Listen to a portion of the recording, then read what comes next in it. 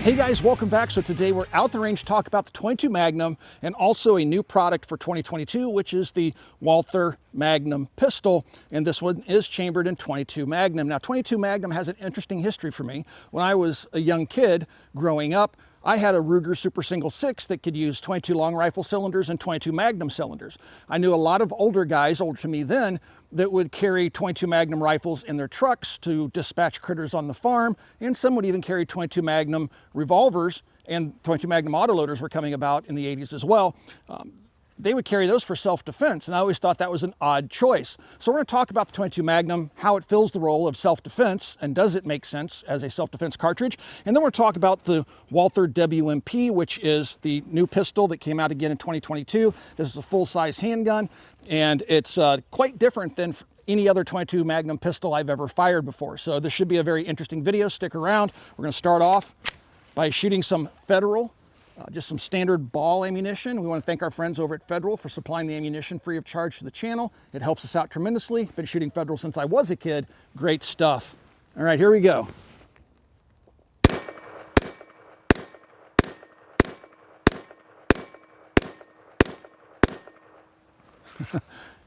Have this great concussion. It has like this throaty bang to it, like a much larger cartridge, but it has no recoil. The gun simply doesn't move. It's really, really fun shooting .22 Magnum.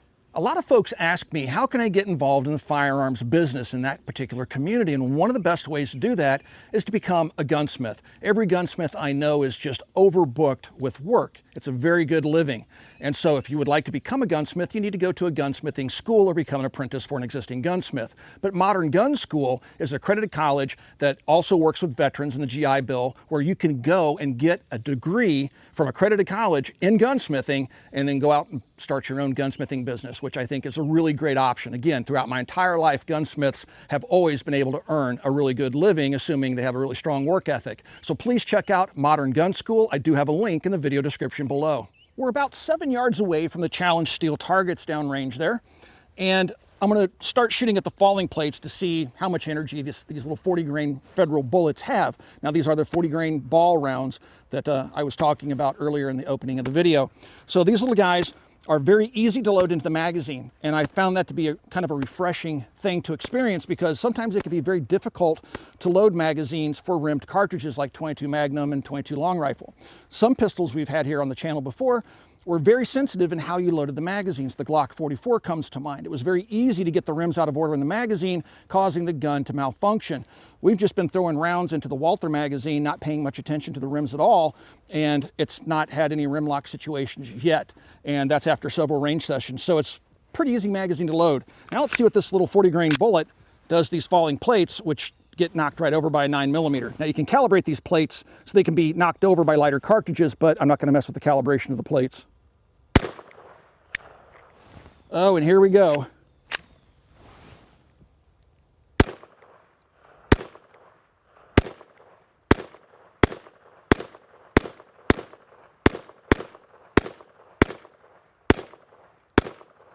Finally knocked one over, hitting it towards the top of the plate.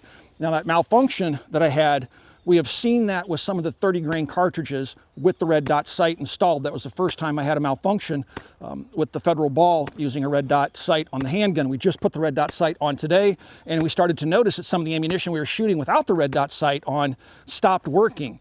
And that was an example of that. So that's one of the weird things about the WMP pistol. You're going to want to be very careful about the red dot sight that you put on the handgun. It comes with 2 mounting plates, unlike other Walther products where you have to scan a QR code and wait for one to come in the mail.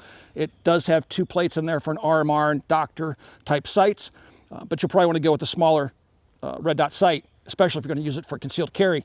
We've had so many problems with the red dot sight out here and reliability that if I were going to carry this, I would do it with iron sights and forego the red dot sight altogether, because as you saw, cartridges that were previously working can stumble. And that was the beginning of a full magazine, a 15-round magazine. So you had the ammunition underneath the round chamber pushing up against the slide, creating a little bit of additional friction, which may have been just enough for it to choke early on in that magazine. If you wanted to use this as a self-defense handgun and wanted to put a red dot sight on it, we ran into a problem. Let me demonstrate. This is the Holosun, and this is a HE507C, and it has the Vulcan reticle in it. We'll take some of the CCI Magnum TNT 22. This is the 30 grain stuff.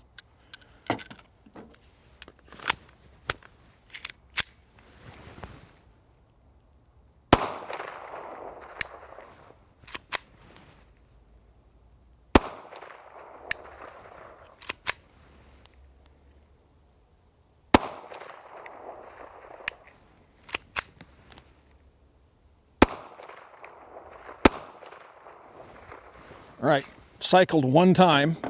Here's some of the CCI Maxi Mag, and this is the 40 grain stuff.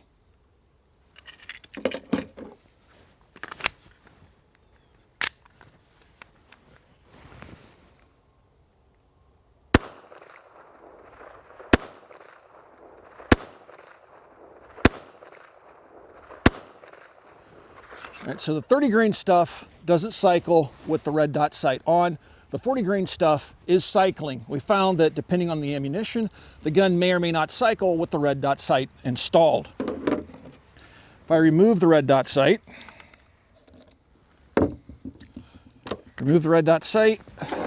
grab some more of the 30 grain stuff that did not work.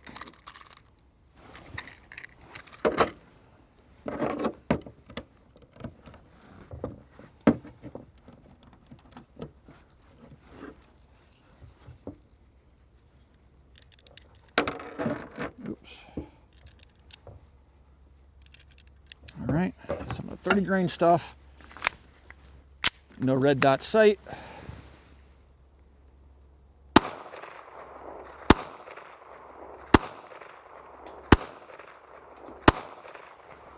And it works just fine. So if you're going to put a red dot sight on the gun, you probably want to go with the smallest, lightest red dot sight that you can find, and you're going to want to make sure that the ammunition you carry in the gun is going to work with the red dot sight installed. This is my old Kel-Tec PMR-30.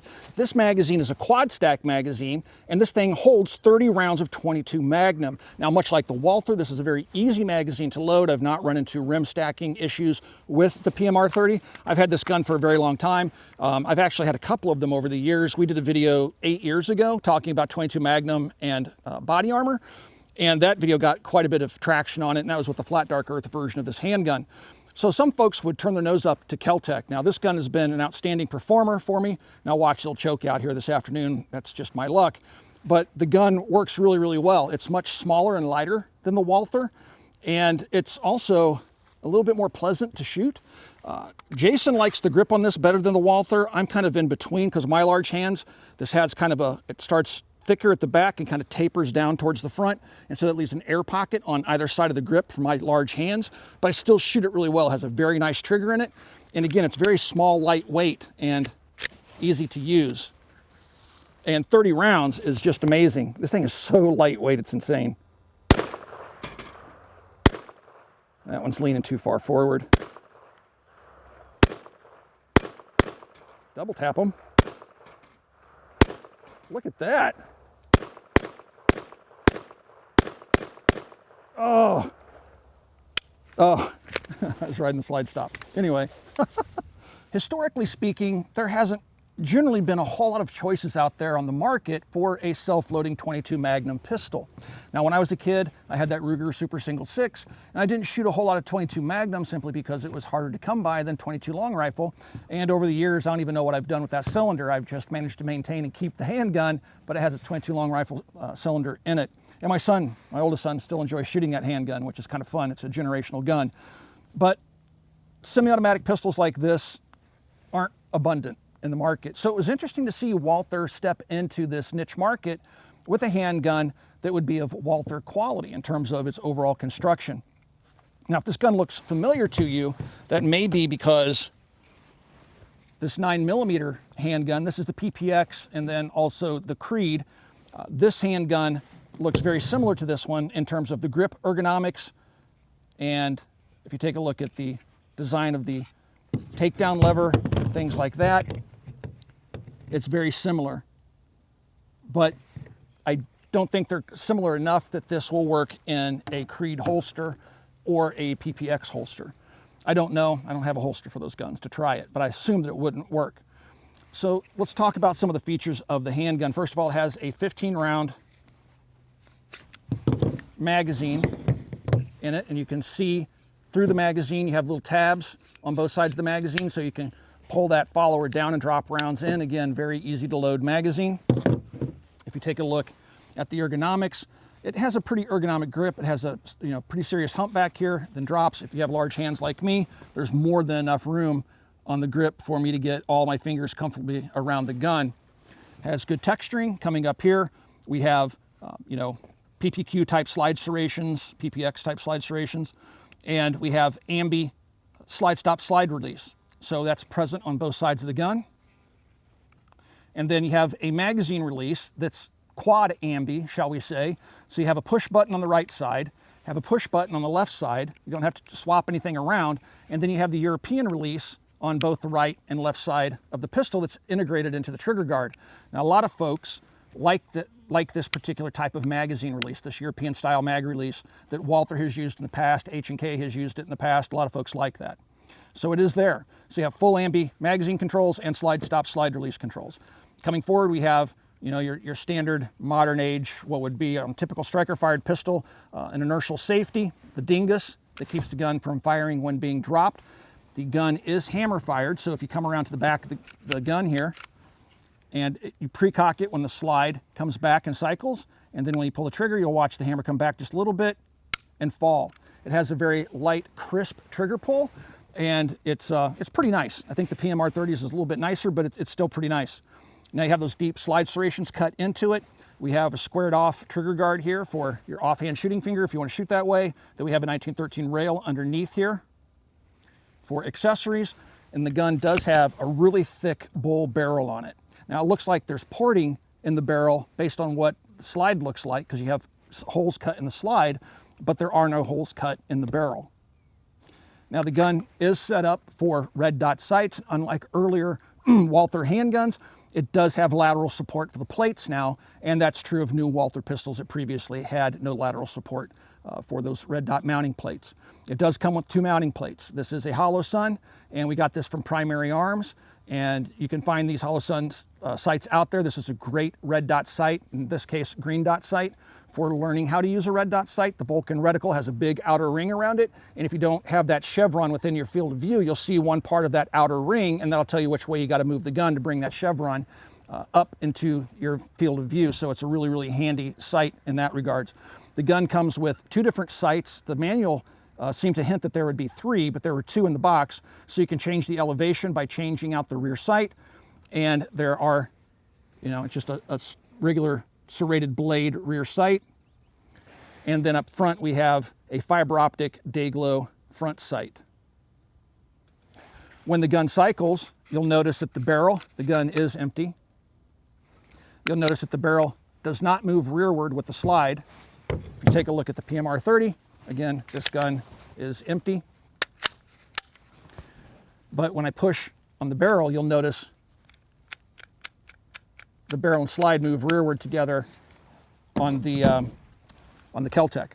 So the spring on this is pretty hefty, so it doesn't feel toyish. It doesn't feel like a 22 spring. It has quite a bit of power to the spring, and the gun definitely balances well and shoots quite well, and the ergonomics seem to be pretty much spot on.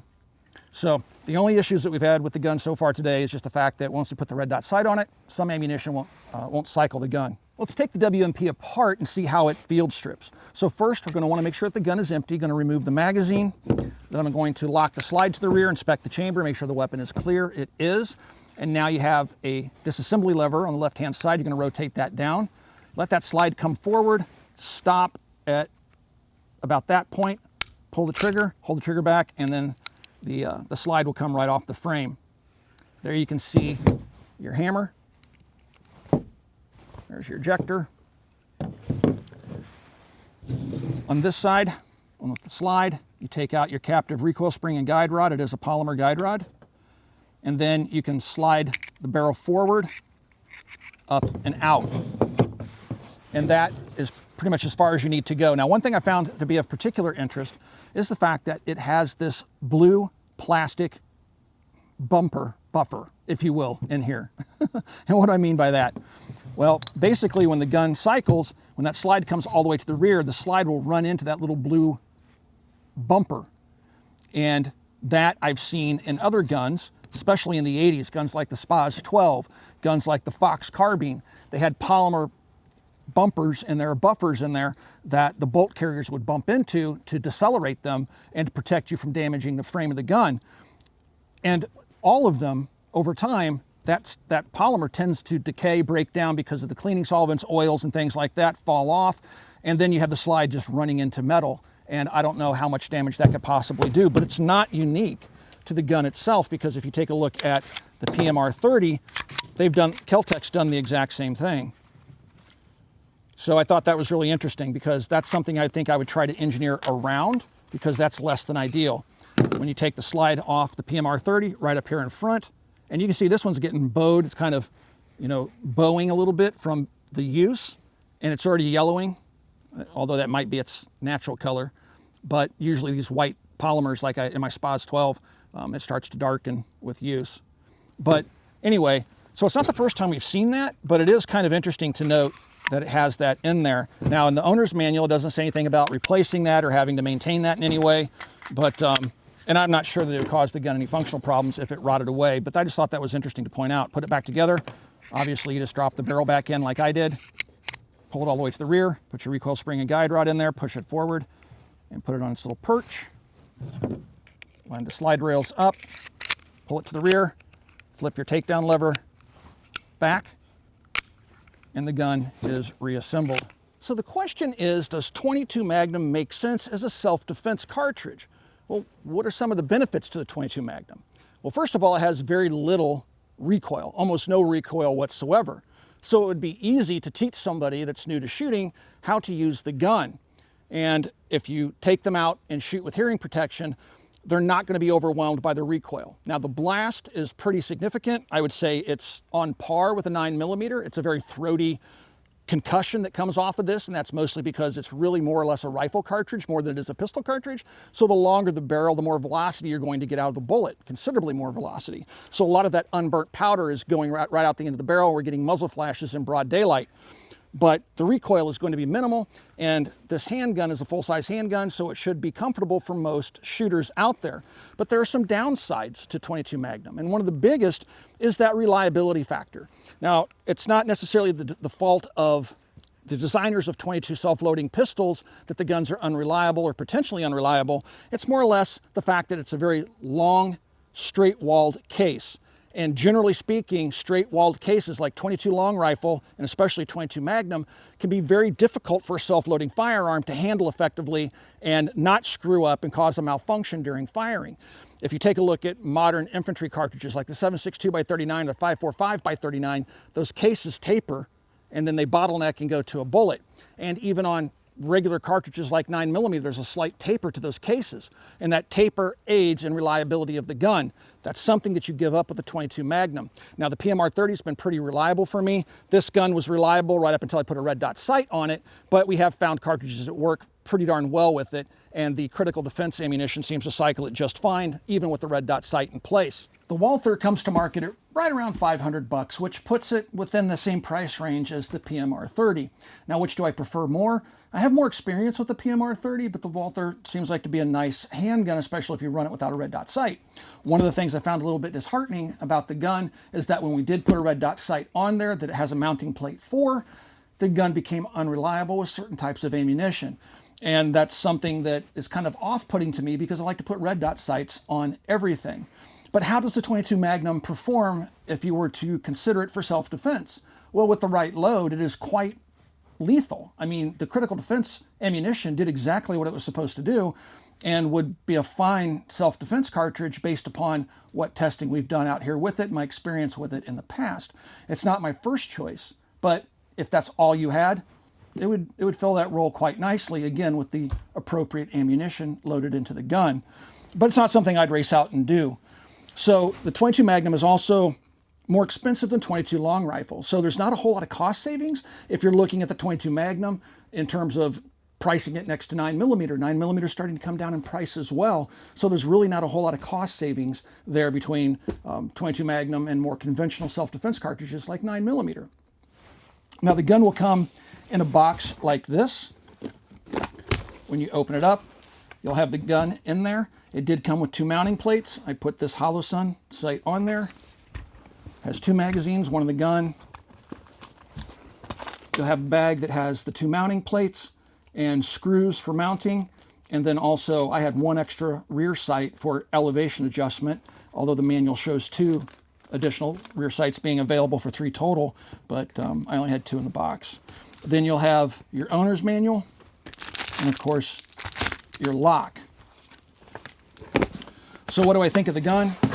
I think it's an interesting novelty, and I don't think I'd ever use it for much more than that. If I was looking at a .22 Magnum for self-defense for some reason, would I consider this handgun? Yes, but I would only consider carrying it with iron sights based upon what we now know regarding the gun's performance of red dot sights. But I look forward to your comments, guys, down below. Let me know what you think of the WMR. Do you think the thing has, you know, a niche in the market? Is it filling something that you guys were wanting, something that you would be interested in? Or is this one of those types of things that leaves you scratching your head wondering why Walther would even attempt to enter this market? I don't know what you guys think. Me personally, I think it's neat, it's interesting, it's different. Not a whole lot of companies out there putting .22 Magnums out for sale, but I don't know. It just kind of leaves me wanting in some way. I'm not all that excited about the handgun. But again, comment down below. Let me know what you think about the pistol and the .22 Magnum. Do you carry a .22 Magnum? Do you keep one around handy for self-defense? If so, let us know in the comments section. If you guys would like to support us here at the Military Arms Channel, the best way to do that is to become part of our Patreon family. There is a link in the video description below. Also, right here on YouTube, you got that little join button underneath the video player you're watching right now. Mash that join button, and you can support us right here on YouTube in the age of demonetization. And last but not least, please swing by and check out Copper Custom. Thank you for 14 years of support, and we'll talk to you guys soon.